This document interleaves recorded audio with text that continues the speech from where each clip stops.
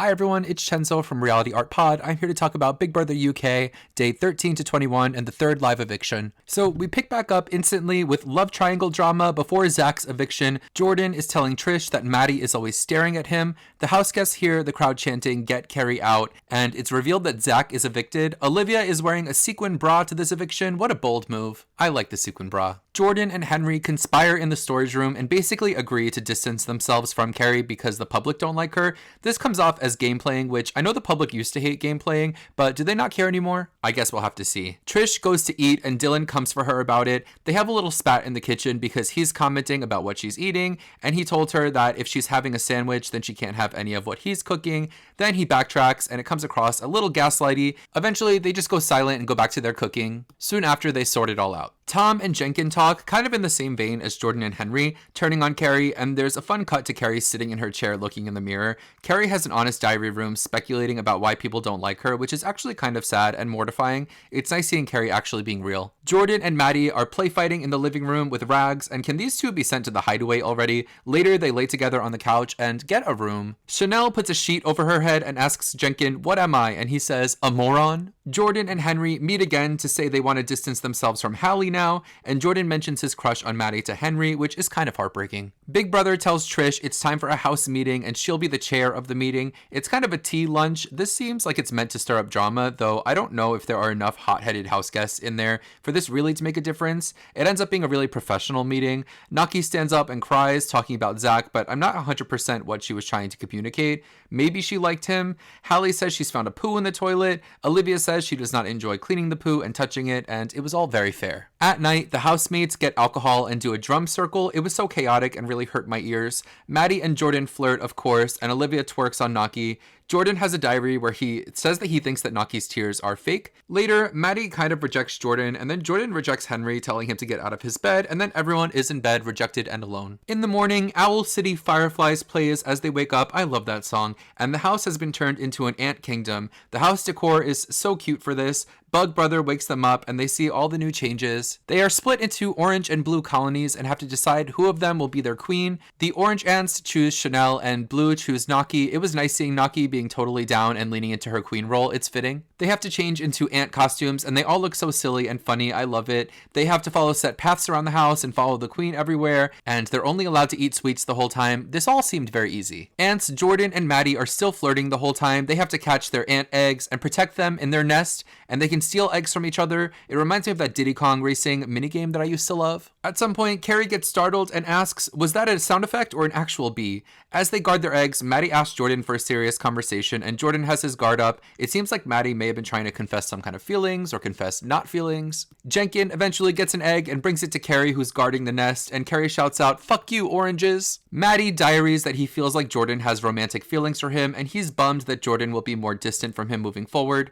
Orange steals the blue egg from Carrie and she gets so mad and it's so funny. They give the egg back and she laughs it off. Bug Brother says the ants will be facing an endure ants and strength task, but only one colony can be triumphant.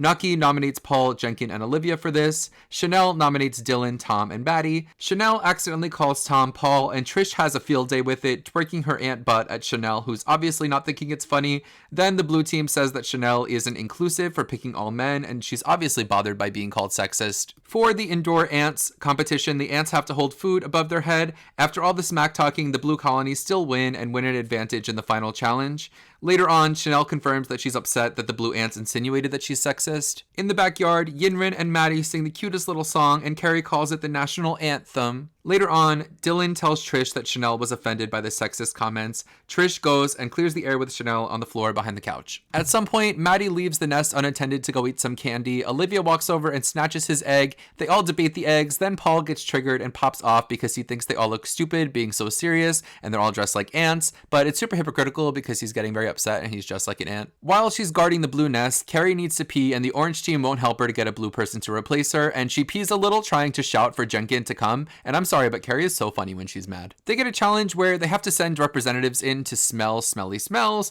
It's Henry versus Carrie, and Carrie takes a huge whiff of spoiled milk and says, "I smell nothing." Henry ends up winning the task, but Carrie is more funny. Later on, Trish cries to Naki about it being her father whose past birthday, and she doesn't like how the day went. Overnight, Paul is tasked with watching the eggs, but he doesn't care and he lets Orange take the eggs. Paul ends up just coming across really melodramatic about the drama that he's having with the ladies for no reason, and it's like, why? Is it worth it? Later, the ants have to solve a puzzle, which is all pretty boring. Bug Brother finally tells them that in order for them to complete the shopping task, both teams needed to complete this challenge in less than 15 minutes. So they fail the shopping task again, and this really still feels like Bug Brother was just going to rig this for them to fail no matter what. And it turns out, after all of these days of being ants and competing against each other, the winning team gets to control the shopping budget, which is just such a nothing burger prize. Like, really? Who cares? Later on, Paul goes on an apology tour, apologizing to Olivia and Naki. This night, the house guests just have silly fun, but Yinrin points out that she's stressed because the nominations are right around the corner. Later that night, Jenkin gets upset with Hallie for touching his shoulders. Paul, Tom, and Olivia roughhouse late into the night, and Jordan and Henry have a goodnight kiss. The next day, they're probably also hungover and they have to nominate. So here's who was nominated and the reasons that people gave for nominating them. Hallie created arguments this week, hiding people's stuff, immature, broke the rules, shit stirrer. Naki, judgmental, filtered, and wants to be perfect all the time. Jenkin, difficult to read, likes to monitor the Diet Cola. Trish, confrontational. Dylan, bossy in the kitchen, makes stereotypical comments about Trish, gets into arguments that could be avoided, and leaves the toilet seat up. Chanel contributes to perpetuating the narrative of Trish being scary, has differences with Naki. Carrie, Yinrin doesn't trust her, her antics, bad at challenges. Paul, his antics are irritating. Maddie, he is loud. Olivia is involved in drama and rule breaking. Trish brings up serious topics for calling Chanel sexist, hypocritical about food in the kitchen.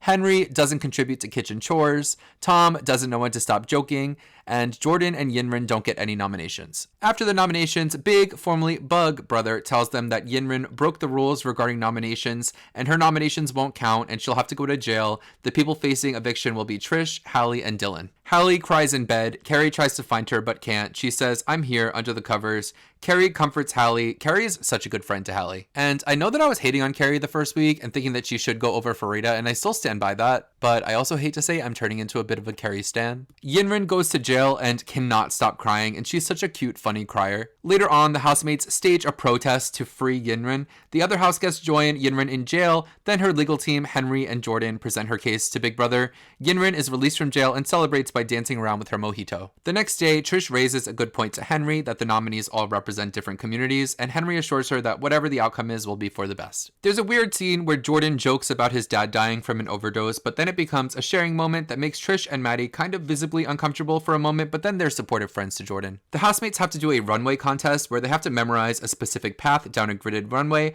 After the challenge, Dylan wants to shower first, but everyone thinks Carrie should because she's drenched in slime and powder. The first 8 or so housemates who completed the challenge get to go to a party, and the party seems fun. They dance and have good chat, but nothing groundbreaking. Henry says he's jealous he's not at the party, and the whole episode is really just a commercial for Vinted, the sponsor. And finally, it's eviction night. AJ looks fabulous in gold, and Will is wearing the same thing he's always wearing. In the morning, Dylan goes off in the kitchen once again, saying Trish eats too much. In the diary room, Dylan opens up about losing his foot in an accident and wanting to be a role model for amputees everywhere. Trish also talks about her life as an immigrant in the UK and feeling like she's lost part of her identity. And Hallie talks about her relationship with her mother. Overall, I was really satisfied this episode with the points of view of all the nominated house guests being shown. They have a task where they have to kiss a mirror, and this was fun and funny. The housemates have to vote for who has the best kisser, and they all vote for Paul and Hallie. In the kitchen, Carrie uses a plastic tray to bake croutons in the oven and basically ruins the whole oven, and it's funny. Naki, Olivia, Carrie, and Chanel talk in the kitchen, and Naki tells all the girls that Paul wrote Olivia's name down as the best kisser and then changed it, and they feel like Paul acts out of line because he has a girlfriend.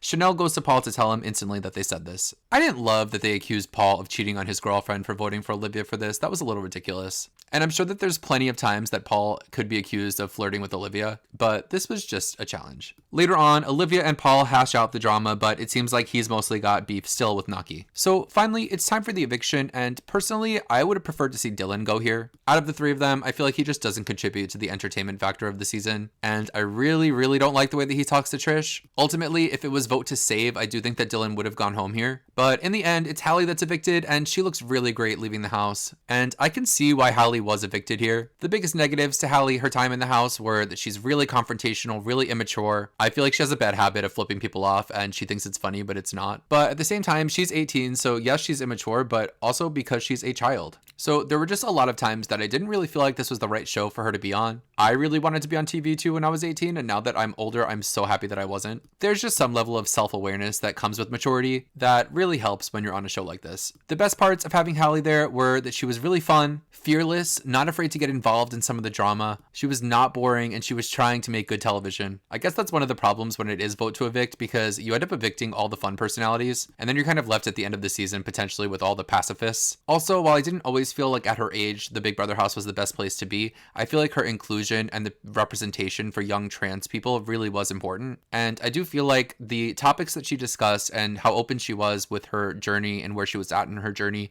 really definitely helped somebody. So that's all I have to say about this week of BBUK. Sorry, as always, that this episode was a little bit delayed. Something about the evictions happening on a Friday and me trying to have a social life really don't mesh. So thank you for being patient. If you like the recap, don't forget to subscribe so that you can get notified whenever I post these videos. I try to post them every Sunday or Monday. But let me know in the comments what you thought about this video. Who do you want to see evicted next? For me, personally, hate to say it, but Tom or Dylan. But we'll see. Until next week, have a nice week. Bye!